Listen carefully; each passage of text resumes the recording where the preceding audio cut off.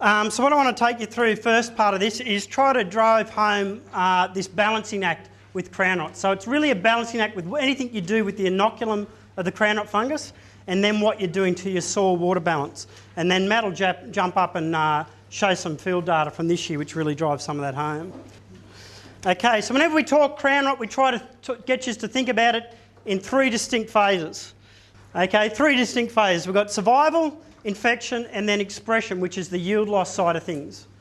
Okay, and in terms of survival, it's surviving in all our winter cereal stubbles. So it survives as cottony mycelium growth inside that stubble. Can also get into our grass weeds. And as long as this is viable, the crown rot fungus can grow out of it and infect your plant. And to do that, it basically needs moist soil. So if you've got moist soil, grow out from that residue, contact the plant, and you get that characteristic basal browning. But whether you get yield loss from that is related to moisture stress during grain fill. So if you've got plenty of moisture in the system, you actually can pump past this infection in the base of the plants and you'll fill the heads normally and you'll get minimal yield loss, if any at all. Whereas if you run into moisture stress during that grain fill period, the fungus proliferates in the base of the tillers here, blocks up the vascular system, destroys some of those lower nodes, and you get these whiteheads formed, which either depend on how far you are through grain formation. You get either no grain, or you can get, as Matt will show in some of his data, you really impact on your screenings if you started forming that. Okay, so that's how we like to think about the disease. The key thing, and you look what's been happening the last couple of years, is this infection phase loves wet seasons. So we've got a lot of moist soils, a lot of opportunities for infection. So for 2010, 2011, we've been producing bigger crops, a lot more biomass, and putting a lot more infected residue back into the system. But the actual whiteheads, this expression side, hates the wet seasons. We don't see these whiteheads in wet seasons. So with some growers, it's going unnoticed that we're having this build-up until we got into 2012, and we did have some big losses to crown rot in certain situations. Okay, but it's all this balancing act. So when we try to combat crown rot, it's a balancing act between what we're doing with that inoculum side of things and what we're doing with the soil water. And I'll show you just how important both those elements are. So this is some collaborative work with Northern Grower Alliance. Richard sitting in the front there. It doesn't work anyway. Sitting in the front there. So this is where we went into plots and inoculated with the crown rot fungus at varying rates. So we tried to depict a low risk, a medium risk or a high risk in terms of the number of plants that get infected. And it was indexed back to putting no crown rot in there. So this is the yield loss you get in Lang Week across 11 sites 2007. So when we've got high infection, we average 25% yield loss. We halve our inoculum, we get 14%. You bring it down to a quarter, you're getting 9% yield loss. Okay, so you can reduce the amount of loss from crown rot by the amount of inoculum that you do have in the paddock there.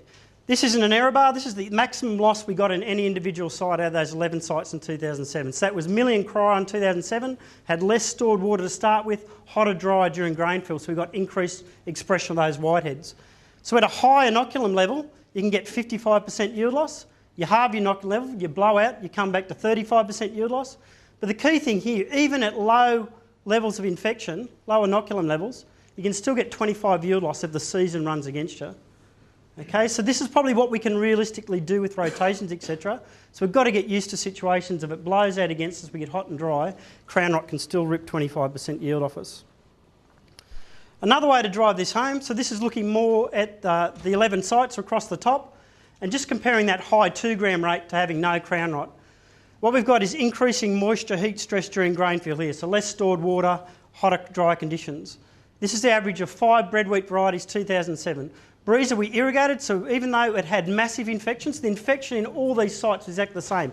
Heavily infected by the crown rot in the base of the plants. Purely what the season does. Breezer irrigated, only 3% yield loss. Take that same level of infection out this way, hot, dry conditions, you're getting 50-55% yield loss. So that moisture interaction is a huge swinger in the actual amount of loss you get to this disease. Okay? But when we actually look at the balancing act, I'll pull that, whoops. When we actually look at the balancing act, it's tipped in this way.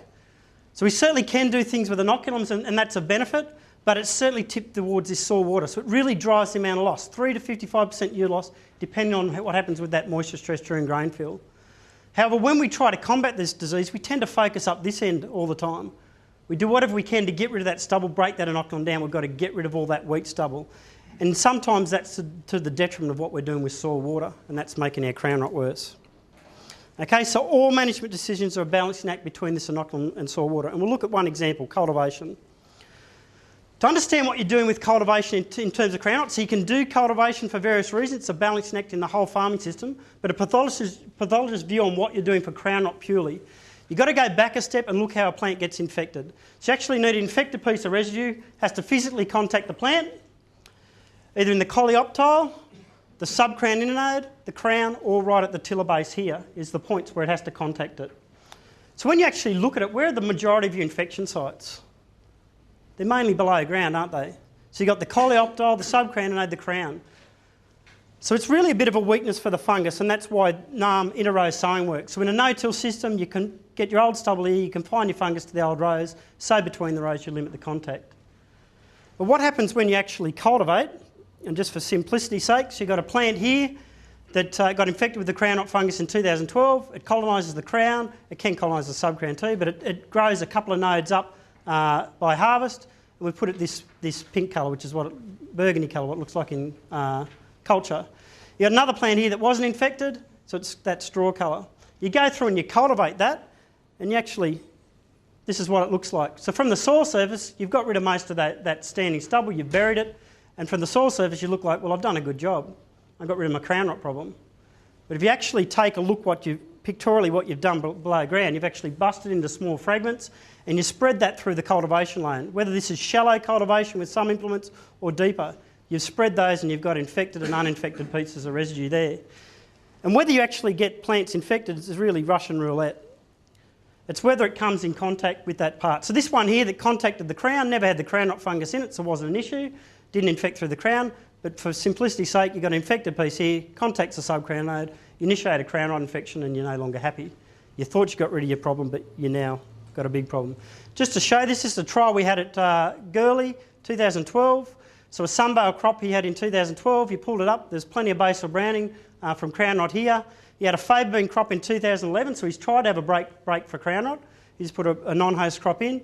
But there's still enough barley stubble there that from 2010 that after his faba beans, he decided he'd Kelly chain the paddock to get rid of that barley stubble. When you actually pull it up, you can see here this is a piece of 2010 barley stubble. It is a bit burgundy colour. We get the fungus out of it. Sitting up against the crown here, and that's what's initiated infection. So visually he's removed the problem because he can't see it, but he's just created an issue below ground.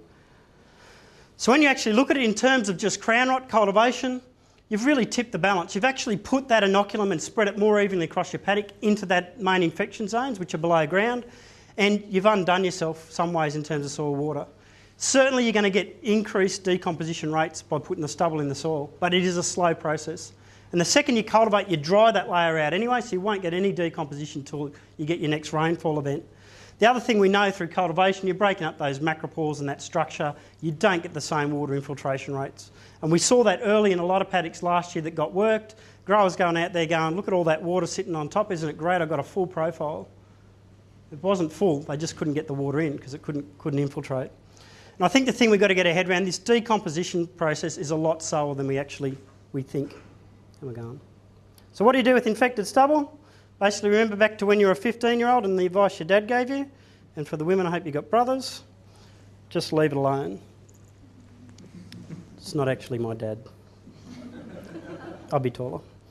Okay, the other one we'll go into, I won't steal too much of Richard's thunder. He's got it in his talk. But the interaction with root-lesion nematodes. So the main species for us in the north is Pratylenchus thornei, so we get up this way. Microscopic worms feeding on root systems. So when you look at what they this is just the distribution to show the number of paddocks that we've got them in. So certainly some of these areas up here, more east, random paddocks, 100% of paddocks have got them there, and a large proportion have got them at populations above that 2,000, so damaging levels.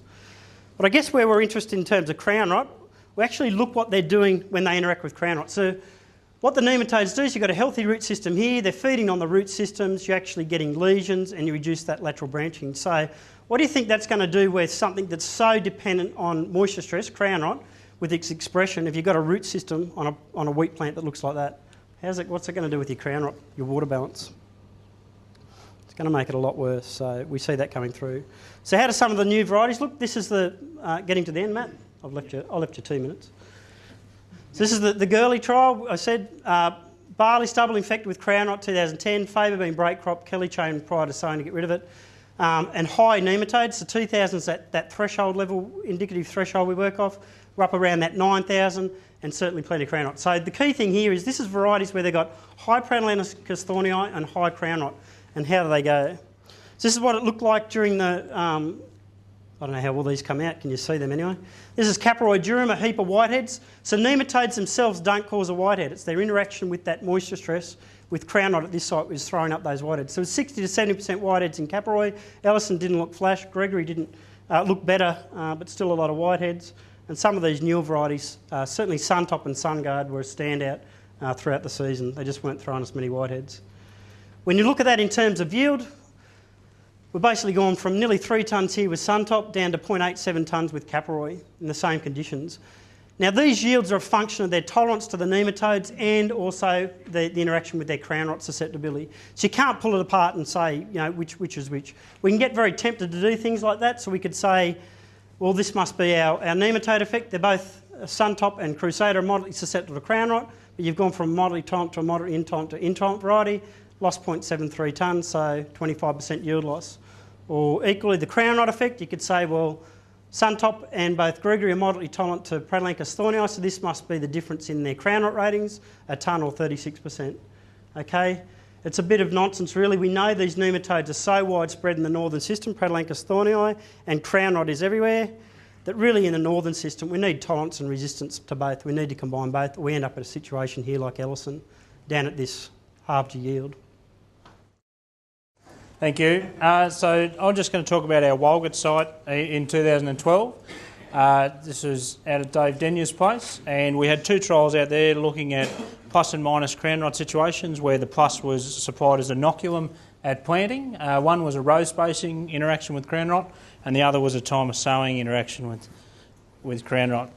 So at the start we had a full profile at sowing, so we had about 240 mils or so of available moisture at sowing, plant available water, and we've seen that crown rot didn't really impact until this grain fill stage. So this is plant available water in the profile in Caproid plots in our row spacing trial. We measured that with neutron probes, and we can see that coming down right up to flowering, there was similar use of water between the plus and minus crown rot, but actually during this grain fill period we started to get a separation. So this plus crown rot treatment started to use a little less water, and then by maturity there was a significant difference there of about 27 millimetres left in the profile where there was plus crown rot. So that water use in those plus crown rot plots in the Caproid was slowing down or shutting down during that grain fill period. So I guess is the what if. So at Walgett we started off with a full profile of moisture at the start of the season, but what if that profile wasn't so full? What if this moisture stress kicked in a lot earlier? We didn't really get those expression of whiteheads, so we're looking at moisture stress cutting in during that grain fill period, so we didn't get the expression of whiteheads, but if that moisture stress or that separation kicked in back up here, we would have expected a much larger yield loss and expression of whiteheads. So in terms of yield, we've got plus and minus crown rot here. So the stars here represent a significant yield loss to crown rot, and we've got 18 varieties across here, 9 bread wheats, 4 barleys, and it must be 10 bread wheats and 4 durums. You can see there that in our durums, particularly in Belleroy, up to 31% yield loss. This is averaged across the 2 sowing times.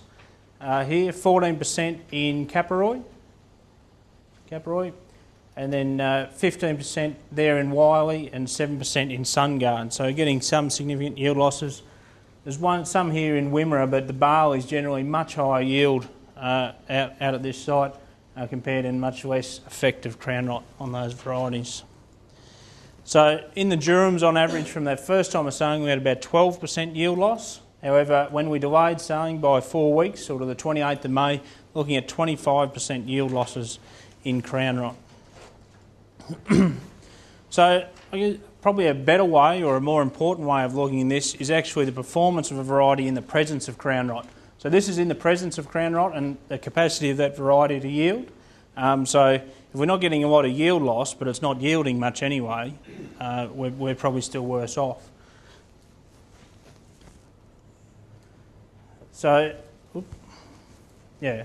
So in terms of, we've got a pretty big spread here, particularly from Sun Top here going down to Gregory. We're sort of talking about half a tonne there difference. And even in the Durhams, we're getting a large separation there. So from Belleroy to Hyperno. So Hyperno is actually performing similar to the worst of the breadwheat. So there's a fair bit of difference there. And again, in the barleys, there's just that yield advantage. So getting through much quicker, getting that grain filled quicker than the wheat really allowed it to yield better. So that full profile at the start of the season allowed us to buffer yield losses in 2012. So I guess thinking about this season, do we have the same amount of stored water going into the 2013 season? And talking to a few of the guys from Walgett, it's unlikely that we're heading in there with a full profile at this stage. So looking at some of the screenings, so this is from the first time of sowing here, and again plus and minus crown rot. We can see here in the Durhams in particular, we've got quite large screenings there where we've added crown rot, so increase of about 4% there in Belleroy and a couple of percent in Caparoy. However, if we move to that later sowing, so just notice there's an increase there, in a threefold increase there in the scale, and we can also see a threefold increase in Belleroy screening. So we're up to 28% screenings there, and compared to about, or just less than 10% screenings there in the plus and minus crown rot situation. Again, even with Caparoy, we've got a 2.5 times increase in screening. So that really reflects when that moisture stress kicked in, and we've seen that, or the crown rot kicked in, so it was during that grain fill period. So it wasn't so much in the white ends, but we really affected grain quality or screenings. So that delayed sowing, or that later sowing, really exacerbated those impacts on quality. So looking at, I guess, what we thought maybe one of the mechanisms to minimise that was go to some wider sowing or row spacings, so try and conserve some moisture. However, this is just, again, plus and minus crown rot. And we can see there's not a lot of difference between the impact or plus and minus crown rot at the row spacing. So we're losing at 15 to 20%. So we weren't really getting any benefit from going to this wider row spacing. But that makes a little bit more sense when we look at the moisture. And this was probably the opposite to what I was expecting. We're actually getting less water. So this is plant available water here along the bottom. Getting less water in those 50 centimetre spacings. Yeah. And so, yeah, we expect maybe that is due to some evaporation losses. So in these wider row spacing, you're not actually getting row closure till much later, or in some cases didn't even get it in the wheats, in the durum and the wheats, but in the barleys, sometimes we were getting that row closure, but it wasn't until later in the season, so expecting some of that is due to some evaporation losses. So just again in the row spacing work, just looking at the performance of species. So we only had Caparoy, Commander and Spitfire in here. But again, we can see the Commander and Spitfire didn't really have those yield losses that we've seen in the Caparoy. And we also had populations here. So we had 80 plants per metre squared versus 160. We can see that higher plant populations again worsened the loss to crown rot. So it went from 25% at 80 plants per metre squared to 34 in the Caparoy.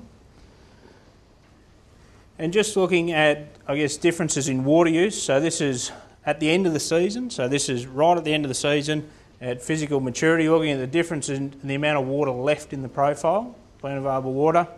And we can see that right down to about 6 or 70 centimetres there, we can see that Caparoy and Commander have used similar amounts of water. Yep. But we can see that at all rates, Commander has used a lot more water, or left less water in the profile compared to Spitfire. However, despite this, so it's leaving less water, or I guess potentially at more water stress, but that Commander's finishing much earlier than the Spitfire and Caparoy in that situation. So it highlights not only the importance of water, but it highlights that importance of finishing a little bit quicker, which was also highlighted in the time of sowing stuff. So just moving on, just a few quick comments on the crown rot and protein. There was some speculation that crown rot's contributing to low protein in the 2012. And so I've just picked out, I've got six trials selected through here from 2009 to 2012. Each of these trials had 18 varieties. The bladder and Weemalar sites were just wheat, and they were part of the CAS trials. Yep.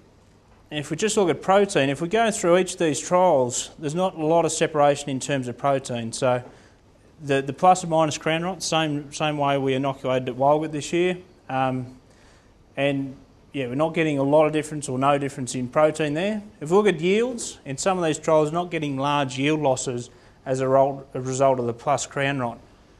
But if we look at the Canamble site, we did get up to 0.7 tonne yield loss.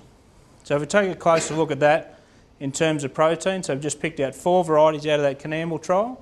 Again, if we look at the proteins, we're not getting a lot of separation there in terms of protein, but we are getting quite large differences in yield. So up to in excess of a tonne yield loss in Belleroy and Gregory in those 2 instances. So if we're not changing yield, if we're not changing protein but are changing yield, we're essentially changing the amount of N that's been removed from the system. So, yep. So in the case of Belleroy, we actually removes 32% less N out of that system compared to the minus crown rot system. So essentially we're leaving that N in the system. So there's been no trials to date to determine where that N actually is, whether it's still in the soil or in the stubble. Likely that it could have been taken up and it is still caught up or tied up in that stubble. Yeah. But overall the key message is crown rot's a balancing act, and from the work we've sort of presented today between Steve and myself, we're thinking that the balance is tipping further towards soil water rather than inoculum, but they're both important. Thank you. Matt, I was just wondering if you graphed the timing of rainfall across that season as well. I know that it's important to get more rain through elongation to lessen the crown rot affect whiteheads, for example. So it might increase inoculum, but still the production of whiteheads is reduced if you get rainfall later in the season. So yeah. So any thoughts about that? Or? Yeah, I guess it's true. The 2012 season, particularly at Walgett, was unique in the fact that there was virtually no, I wouldn't have said there was any serious rainfall events after June. There was a little bit in early mid-July, but it wasn't as significant as it was further east. So that crop out there virtually relied totally on stored moisture. Yeah, so there wasn't a lot of rainfall in there. So there was. And that can be an issue when you're trying to compare varieties with vastly different maturities as to when the rain falls. You can get a bit of a pulse. Yeah, as you said, so if some have already got the stress and then the rain comes after, they've already had the loss, and others get saved. With the earlier sowing time, what's the trade-off with frost risks? Yeah, we had a fair spread of maturities in there, so we had something from Longreach Dart, which is probably the quickest bred wheat there, and then we had the barleys, and then through to we had LPB 0548 in there, which is one of the longest wheat varieties in there. So I mean, we had a fair spread of maturities, which makes it a bit difficult. But from that first time of sowing, Dart was about the only variety that got frosted on that first time of sowing. That for us in the northern Bright, that increasing heat stress during rainfall is a big limitation to the yield that we actually can end up getting, and exacerbates our losses from crown rot. So it's really about, if we're getting that late and your break hasn't come, that's maybe when you have to jump into something a bit quicker to think about, out of the seasons, what are we likely to be filling under the conditions? Because the whole thing, the further you push that back, you just run into increasingly hotter temperatures, which just the evaporative demand, etc., just drives your crown rot. So Steve, you're getting less crown rot effects under with shorter season varieties, is that? Oh, depending on when they're sown still, yeah. Like that's a bit more of an escape, yeah. So as long as they don't bring it too far forward that they get frosted, they generally escape. So certainly another site, all the quick, like January, which is a quicker germ, do better at a different site because it just escape when that stress kicks in. So that can be very different as to when that stress is. But yeah, but the other thing, like obviously earlier sowing, it's in earlier, it gets its roots down better, it's accessing moisture better, and you just got that higher inherent yield potential to then whatever you drop, you still end up in front.